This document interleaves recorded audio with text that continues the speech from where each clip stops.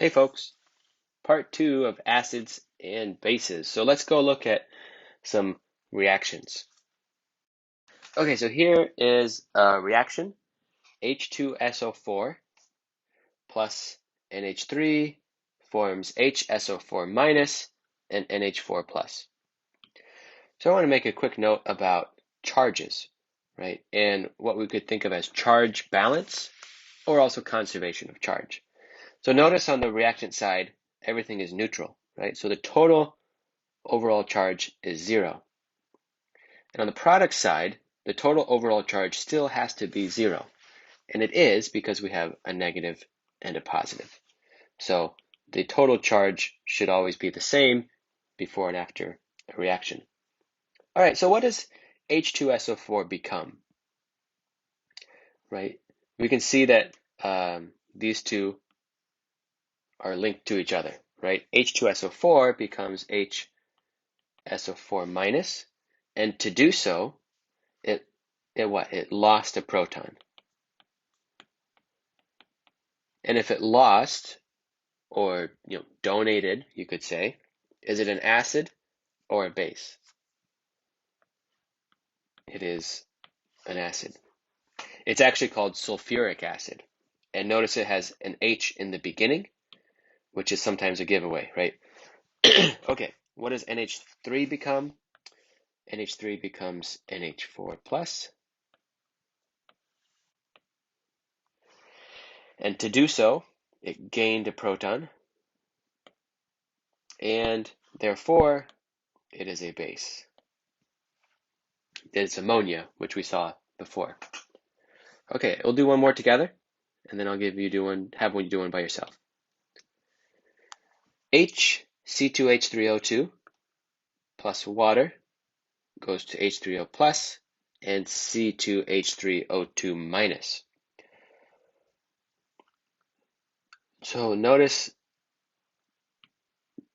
this chemical formula has H here in the middle, but it also has H in the front, and the H in the front should be a giveaway that H is going to be donated or lost, and so that means that it's an acid, right?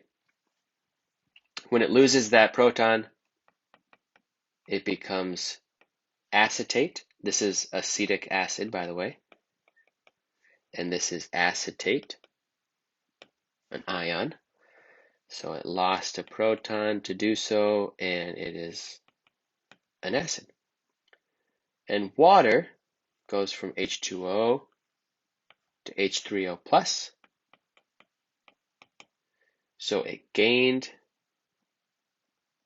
that electron. It basically, the one that acetic acid lost, H2O took, and H2O in this case acting as a base to accept the proton.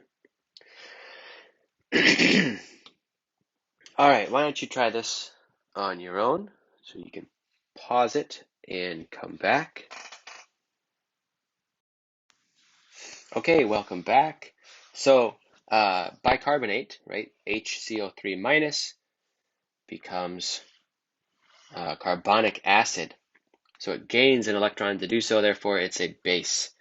This is a tricky one a little bit because it has an H here. And it turns out this could actually lose that and become carbonate, but it depends on what else is there. It's amphoteric, right? This one is it could gain or lose, but in this case it gains. It's a base. And NH4, which is we know as the conjugate acid of ammonia, in this case it is the acid that will lose an electron to become ammonia. So it's an acid. Okay. How about a question?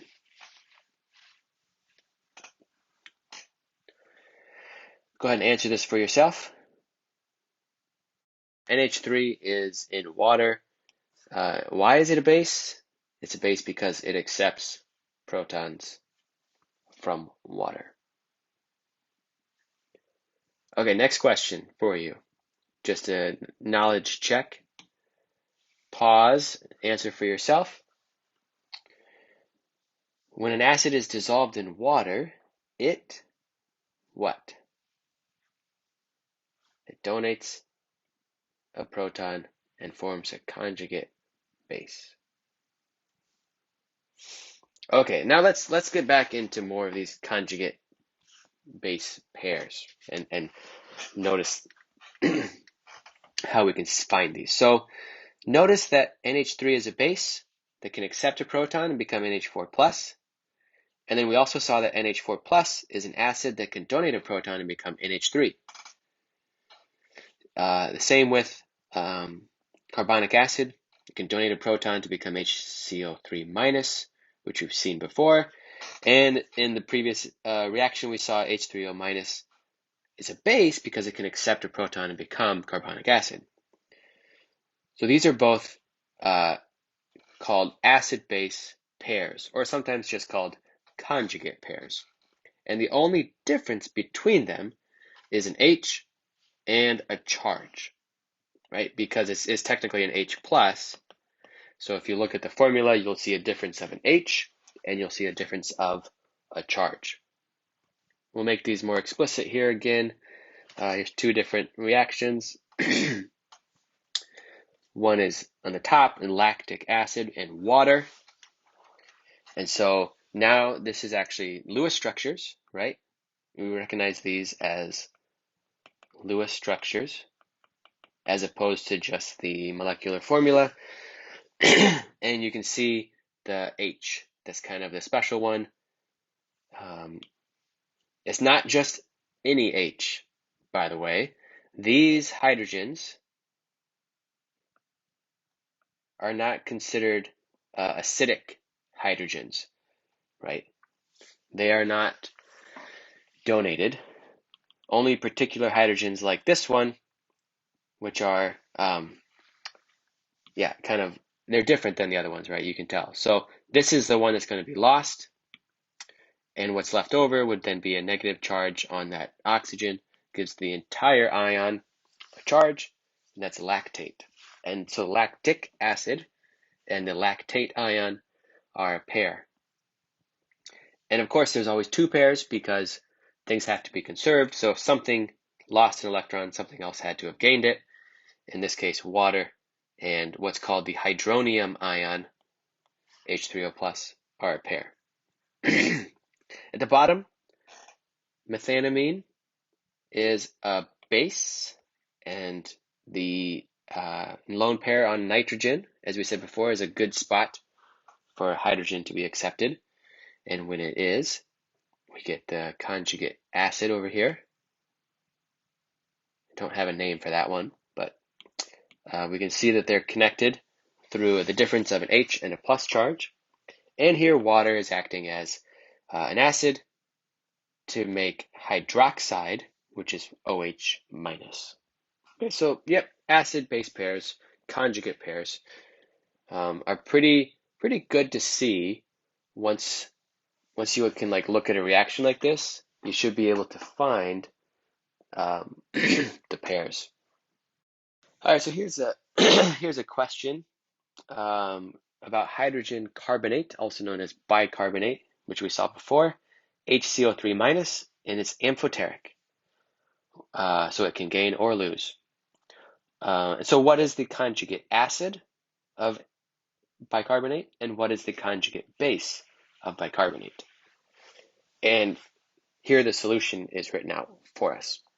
So first, the amphoteric ion has a -1 charge, right? So to determine the formula of the conjugate acid, we're going to add one hydrogen, and we're going to add a charge, right? Because we're adding an H and a plus. So HCO3 minus would become H2CO3, and that's the conjugate acid. And then to determine the conjugate base would be after it means, okay, so that means that if it's a conjugate base, then bicarbonate is acting like an acid. So it's going to lose its hydrogen and a charge. And so that just gets CO3 with a -2 charge.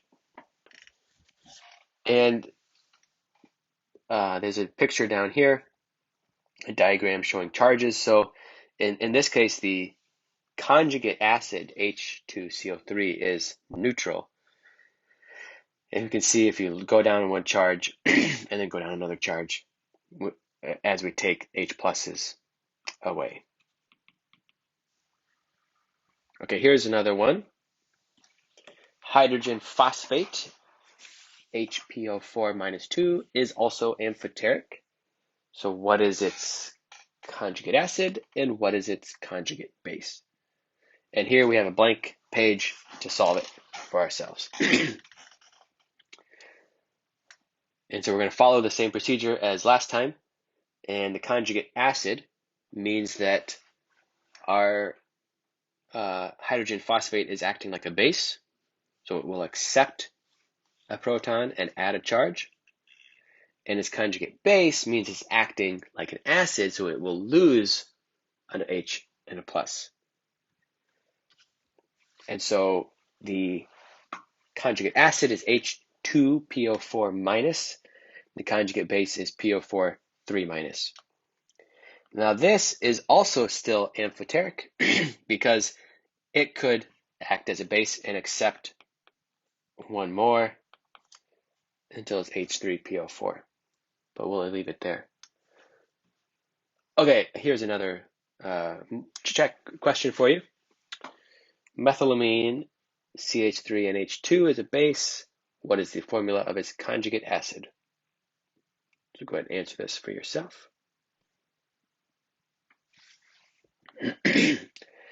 And the answer is CH3NH3 plus, right? Because we're going to add an H and we're going to add a plus to this, which turns this into a 3 plus. So here's a table of some common acids in biochemistry and medicine. You don't need to know the formulas of these. You don't need to memorize any of this. I just wanted to point to it. So most of these, or many of these, you've maybe heard of the name, right? We have hydrochloric acid, which is the main component of gastric juices, right, in your stomach. Phosphoric acid is related to energy molecules, ATP, as well as DNA and RNA. We have carbonic acid, which is related to maintaining and controlling blood pH. Acetic acid, citric acid, lactic acid, pyruvic acid do other things as well. And you can see the formulas here. And also the acidic protons are labeled in red. And remember, we talked about phosphoric acid, right? It can lose 3 protons. And so there's some amphoteric ions along the way.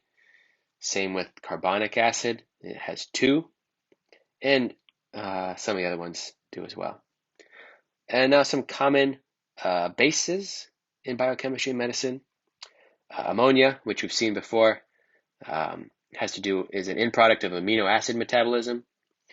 But then also some hormones that you may know, right? Epinephrine, dopamine are both actually bases that can accept protons, and adenine, which is part of the structure of ATP, energy molecule, and DNA and RNA, is also a base. Okay, again, you don't have to memorize these, but they're good to know if you hear about these or you come across them, whether they are acids or bases. We'll end here and we'll come back in the last section to talk about strong acids and weak acids and what's the difference.